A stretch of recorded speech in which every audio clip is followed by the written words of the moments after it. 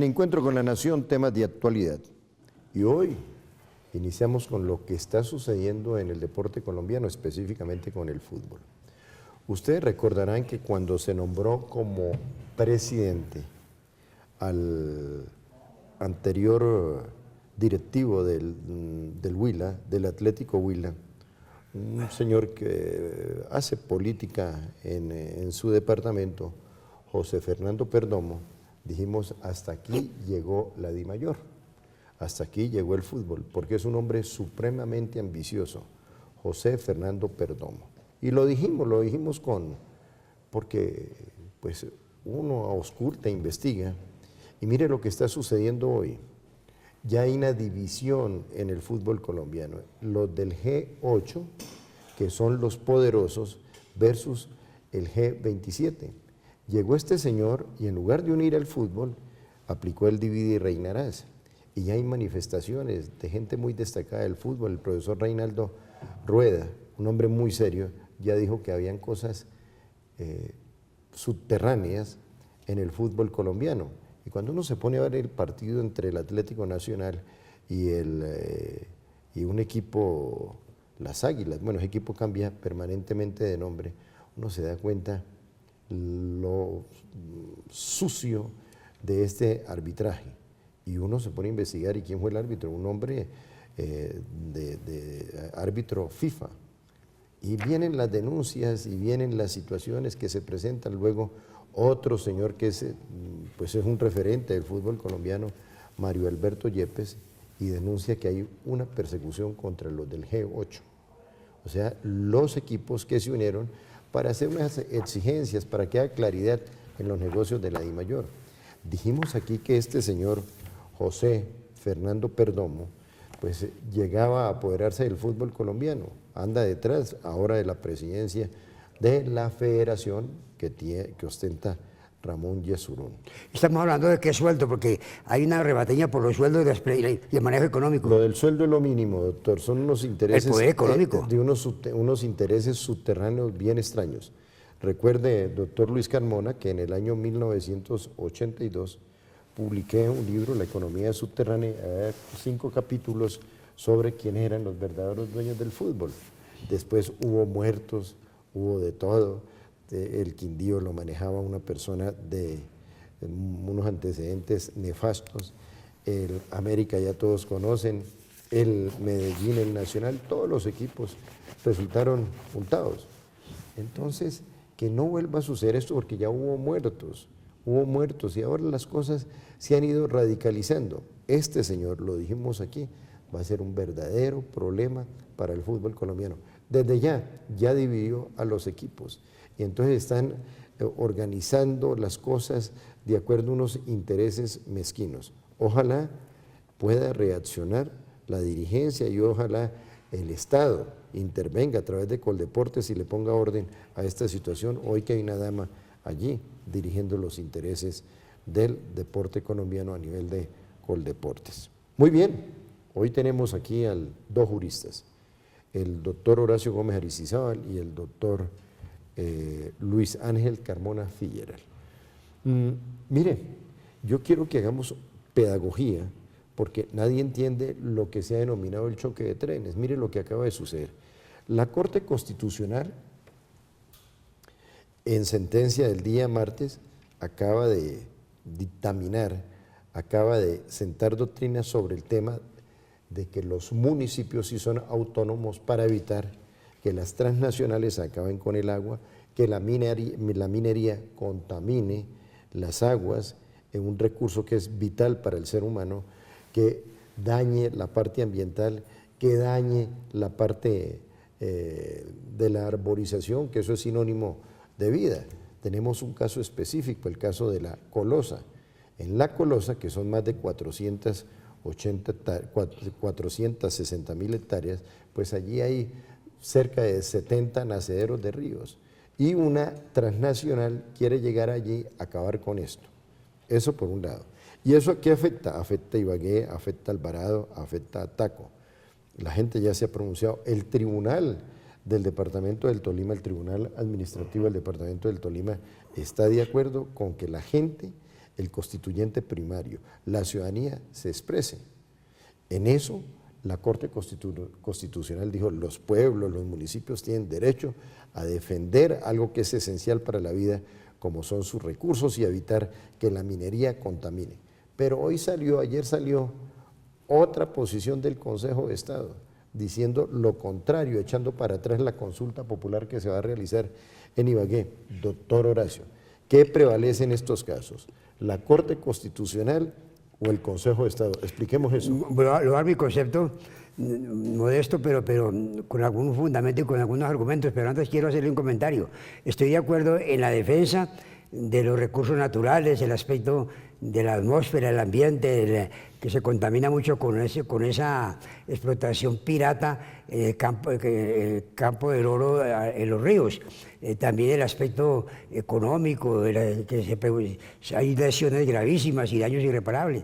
Pero lo que yo no entiendo es por qué la legislación del Congreso nuestro habla de que las maquinarias que usan piratamente hay que destruirlas, cuando esas maquinarias deberían ser utilizadas o decomisadas y más bien entregadas a otras actividades agrícolas productivas. Pero a mí me parece que la manera como se legisla en este país tan arbitrariamente, hasta el punto de que unas maquinarias costosas que seguramente están utilizadas en forma ilegal, en vez de destruirlas, decomisarlas y después ubicarlas en una actividad positiva como es el campo agropecuario. Hecho ese comentario, quiero decir que en este caso prevalece la Constitución, porque al fin y al cabo es la que más tiene que ver con el tema de los intereses de la comunidad, porque la Constitución es el que señala las rutas, la filosofía jurídica de un Estado, y esa Constitución le da amplias atribuciones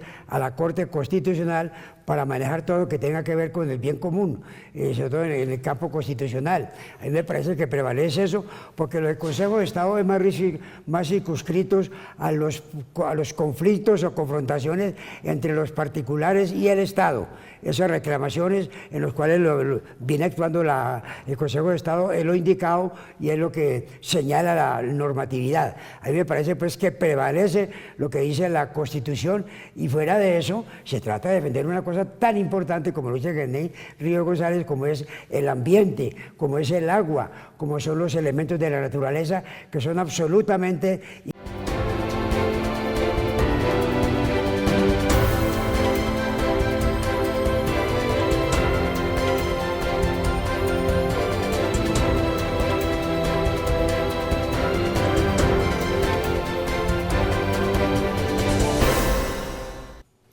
Doctor Luis Ángel Carmona, usted de la región, usted de ahí, del departamento del Tolima.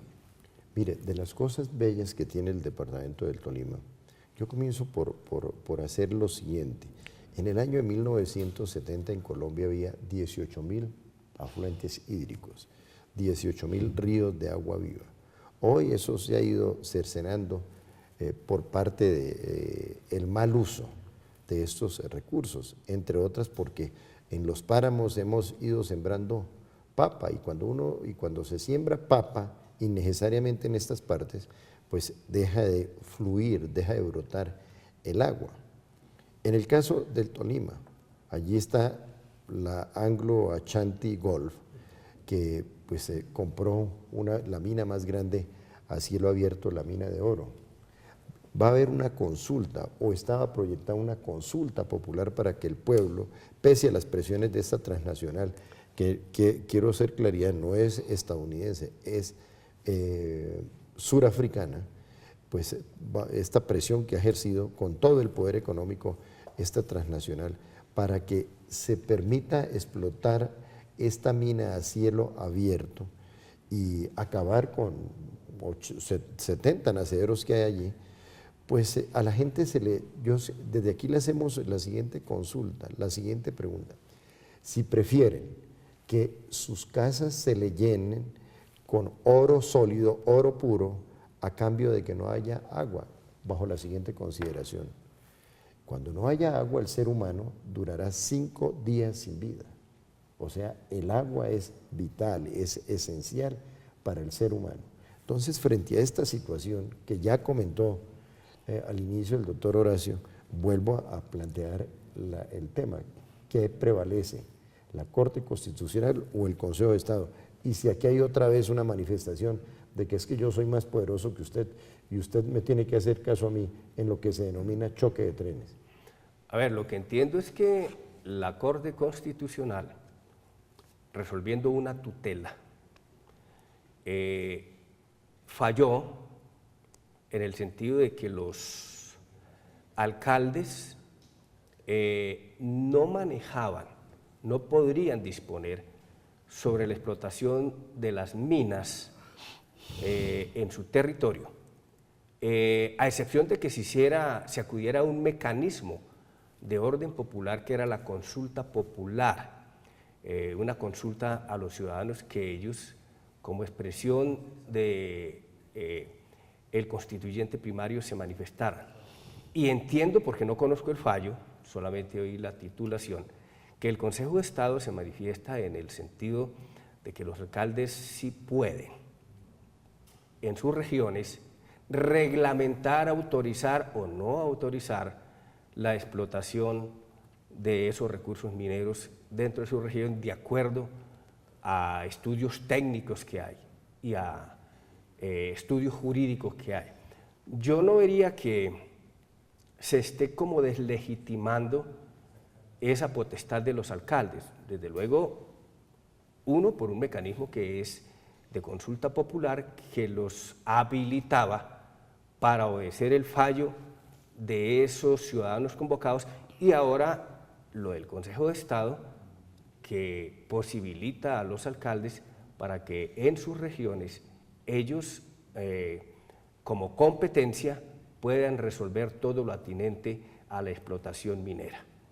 Doctor Horacio, cambiando de tema, esto del sí y no sigue dando para todo.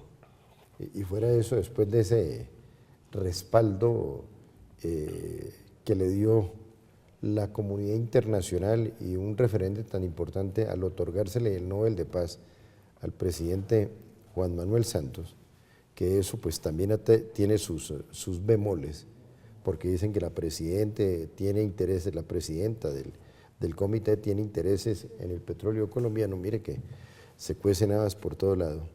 ¿Por qué no analizamos los avances, los obstáculos y el desarrollo del mismo frente a lo que el pueblo colombiano está pidiendo? Que haya una concordancia, que haya un acuerdo, que ante todo haya paz. Y aquí hemos venido sosteniendo algo que es muy propio de lo que es la descriptiva de la sociedad colombiana. Todos queremos la paz. Hemos dicho que todos queremos la paz, pero también hemos afirmado que con estómagos vacíos difícilmente habrá paz. Y con esta corrupción rampante, todavía más complicado. Y sobre todo, un acuerdo donde no se incluyó a Dios. Eso ya tiene un alto significado desde el punto de vista negativo. Su punto de vista, doctor Horacio. Bueno, que ha habido muchas fuerzas vivas de la nación, muchos sectores de mucho poder que han estado en desacuerdo con decir, en el sentido de que sí nos gusta el proceso de paz, pero no así. En la forma que, entre otros está José Galar, director de este canal de televisión que es tan importante. Él sostiene, él habla de 5 líneas rojas, en las cuales seguramente el Estado tiene que reflexionar a ver qué puede hacer, aunque yo no lo veo fácil, pero plantea, entre otras cosas, José Galar como línea roja el tema del encarcelamiento para los guerrilleros autores de crímenes de lesa humanidad, el tema de la elegibilidad, si pueden ir o no ir al Congreso de la República. Tercero, el tema relacionado, uno de los más importantes, que es el tema de la justicia, porque es que amnistía e indulto han tenido todos los países del mundo al terminar sus guerras. Entonces, ¿qué pasa? Que esa amnistía y ese indulto en todos los países y en todas las épocas se ha administrado a través de la justicia ordinaria, no crear otra justicia paralela con policía, con fiscales, con CTI y con la cantidad de cosas autónomas que es paralela con la justicia tradicional o la justicia realmente trascendental de un país que la que gobierna una nación en el campo jurisdiccional. y el tema también de los dineros de los narcotraficantes metidos en la guerrilla y que sirven o deberían servir para indemnizar a las víctimas del conflicto. Y por último, el tema de las tierras.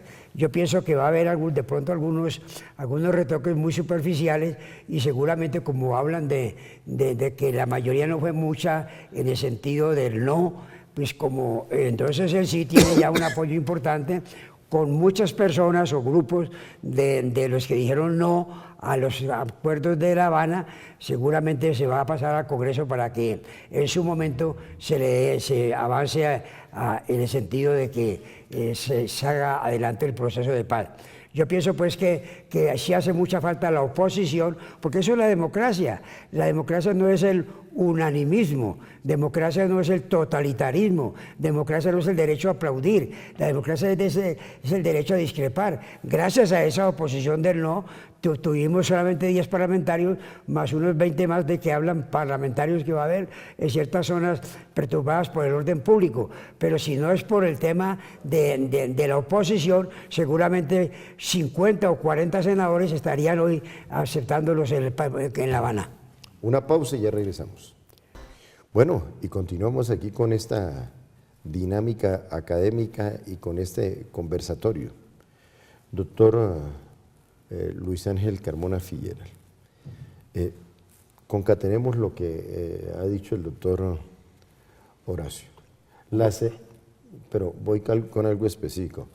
¿Por qué las encuestadoras fallan tanto? Dicen que las encuestadoras fallan cuando dejan de ser objetivas. Dicen que las encuestas son irreales porque detrás de eso viene una manipulación de lo que se denomina la opinión pública, que finalmente esto no viene a ser opinión pública, es un factor distorsionador de la realidad. ¿Cómo corregir este tipo de situaciones y cuál es el efecto de que este tipo de encuestas pierdan credibilidad ante el constituyente primario, ante la gente? Dos cosas importantes. Yo creo que la mayor perdedora, o los mayores perdedores de este resultado del sí y el no, fueron las encuestadoras. Se pifiaron, como dice la palabra, pero aterradoramente, y eso le causó un daño a la democracia demasiado grande, porque con las cifras del 68% que daban a favor del sí versus un 32-34% a favor del no, pues los del sí se sintieron muy cómodos y el gobierno, y me atrevo a decirlo, la propia unidad nacional que debía haber rodeado esa propuesta del sí y rodeado al presidente en esa propuesta, no trabajaron como debían haber trabajado. De manera que se confiaron en las encuestas, se dedicaron a posar en los actos donde el gobierno salía, en todos los actos televisivos, y no trabajaron realmente. Lo digo en mi departamento, donde no hicieron reuniones. Es la verdad, y eso hay que contarlo así.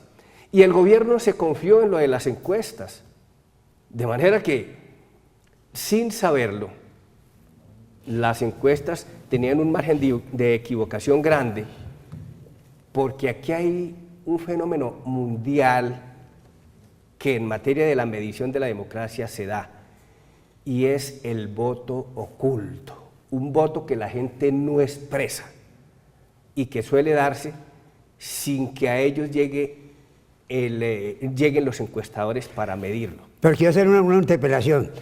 Su apreciación es válida, pero hay otra que también es muy válida, y es la corrupción del constituyente primario por parte de la clase política. La clase política, cuando se trata de tratar la reelección de ellos o la elección para llegar a un cuerpo colegiado como parlamentario, como senador, como diputado, como concejal, gasta plata, compra los votos, hace banquetes, le asegura el transporte al elector, porque está de por medio de pellejo el interés económico de tener una posición política y económica, porque los sueldos de los parlamentarios y los políticos en los cuerpos colegiados son muy importantes. Entonces eso sí funciona. Entonces ya el constituyente primario se acostumbró a que le den comida, a que le paguen su voto el día de elecciones, y como en estas estas elecciones no se trataba de la elección de políticos para cuerpos colegiados, no metieron la mano al bolsillo y eso adormeció mucho también a las masas. Eso quiere decir que la constituyente primario lo ha pervertido la clase política hasta el extremo de que para cosas tan importantes como el tema de la paz no se movilizan, porque si la clase política compra los votos como lo acostumbra para defender sus curules, seguramente hubieran ganado. Quiero terminar diciendo, para responder a la pregunta, doctor Gerney, que es absolutamente necesario que se reglamente la técnica, la forma, el lugar, el tiempo y el número de personas que se utilizan para medir esa foto del momento y dar un resultado de una encuesta donde se dan ganadores y donde posiblemente se dan los perdedores. Eso hay que hacerlo, porque lo que ocurrió es grave para el país. Y quiero contarles lo siguiente, doctor Horacio Gómez, y a ustedes los televidentes de este programa, que son tantos en el país. Yo quiero decirle a los colombianos que hay algo claro en este proceso del no y el sí. Ni el gobierno estaba preparado para perder, ni el Centro Democrático con el no estaban preparados para ganar. Pero espere un momentico, espere que estoy en desacuerdo con usted. Usted viene a decirme que el Centro Democrático, toda la votación que sacó el no, es del Centro Democrático, porque yo vi aquí unas posiciones muy interesantes y coherentes, dialécticas, basadas en la realidad, como la del profesor José Galat. O sea, hubo mucha gente. Es que ahora le están diciendo que el que ganó fue el Centro Democrático. Yo no estoy de acuerdo con eso. Hubo mucha gente que votó por el no, que no tiene nada que ver con el Centro Democrático. Sí, pero doctor Gerney... El profesor José Galat fijó una posición coherente de acuerdo a su pensamiento. Pero déjeme que es desde el siguiente punto de ¿Cómo era que el presidente Uribe no lo mencionó cuando habló de los ganadores? Cierto, pero es desde el siguiente punto de vista. Yo no he visto las propuestas que traía el Centro Democrático, que son los que fungen como los promotores del no. Ni encontré en el gobierno el plan B, de manera que se ciñeron a lo que las encuestas dijeron y ni había plan B del gobierno, ni los promotores del no tenían una propuesta concreta. Hasta ahora están estudiando otra vez, según ellos, el acuerdo y están tratando de direccionar unas propuestas que no las han logrado hacer hasta el momento. Un momentico, no. La posición del movimiento del doctor Uribe, sino en general, lo que se opusieron sí tenían unos ataques muy concretos. El tema de la justicia, el tema de no elegibilidad para los autores de delitos de lesa humanidad. Tenían reproches contra tantos privilegios para la FARC. Hablaban precisamente de que el gobierno había sido demasiado blando y demasiado complaciente con la FARC. Ahora, el hecho de que estén haciendo unos replanteamientos ahora, especialmente en el afán, según ellos, de varios grupos, no solamente de Uribe, sino de la academia, de grupos económicos, en el sentido de hacer unos acomodos de tal manera que haya realmente unos reajustes y una modificación al proceso de paz, porque al fin y al cabo todos queremos la paz. Perfecto, la paz, sí, todos la queremos. Que haya paz, pero que haya coherencia. Porque, por ejemplo, paz sin salud no es paz. Paz con estómagos vacíos no es paz. Paz con esta corrupción rampante no es paz. De modo que en esto hay que ser coherentes. Y a propósito, el 28, hablando de paz, el 28 de octubre en la ciudad de Honda se va a realizar el 50º Congreso del Río Magdalena, con la participación de personalidades como el doctor Darío Londoño Gómez, como el doctor Juan David Mejía, como el doctor Luis Ángel Carmona Figueral, como la doctora María del Pilar Serrano, como el doctor Horacio Gómez Aristizábal, como el doctor Gerardo Viña Vizcaíno, el doctor Alfredo Guillermo Molina Triana. Y cuando el doctor Luis Carmona se refirió a su departamento, está hablando del Tolima. Se dedicaron los que son congresistas, en un 90%, a pedir la mermelada y a no trabajar por la causa del gobierno que les estaba entregando mucha burocracia, mucha burocracia. Que Dios les bendiga.